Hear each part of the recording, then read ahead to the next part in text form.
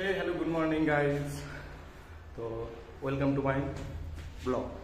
তো আজকের ভিডিওটা এমনই শুরু করছি যে এমন একটা জিনিস দেখে কিন্তু মানে একটু ঘরের মতনই লাগবে। দেখো মানুষে যেমন ঘর বাড়ি করে সেরকমই কীট পতঙ্গরাও ভালো করে ঘর বাড়ি করে থাকে। তাই এই ঘরটাকে দেখছো তো কত সুন্দর ঘরটাকে বানিয়েছে। দেখো বেশ গোল করে রাউন্ড করে একটা মানে দরজা টাইপের রেখে দিয়েছে ভেতরে ঢোকা যাওয়া আসা করার জন্য।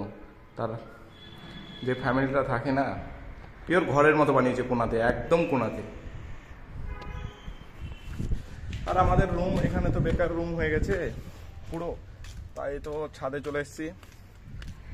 এখানে তো মানে বাইরে তো কেউ কাউরি নেই, তো কাপড় জামা কাপড় পুরো কেচে এখানে মিলতে হয়, নিজেকেই করতে হয় সব কিছু। তো আজকে দেখাইছি আর কি। দেখো এই দেখো কেমন মেলা আছে, দেখো জামা কাপড় মিলতে হয় এগুলো।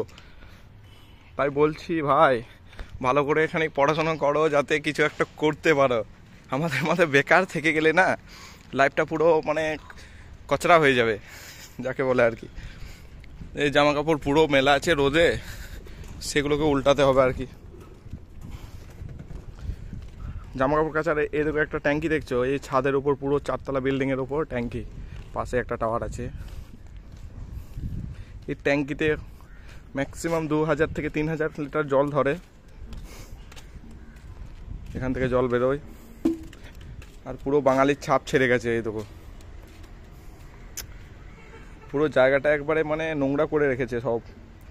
বেশি বাঙালি থাকলে যা হয়, বাইরে বেশি বাঙালি চলে এলে মানে একটা রুমে যদি 4-5 জন করে থাকা হয় না, পুরো বিল্ডিংকে 12টা বাজিয়ে 13টা করে দেবে। তাই মানে যেখানেই যাবে বাঙালি সেখানেই একটা করে ছাপ ছেড়ে যাবে। সো ছাপটাকে একটু করে দেখানো এই ব্লকেরই কাজ আর কি।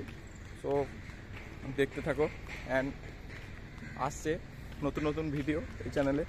সো ভিডিওগুলো অবশ্যই দেখো।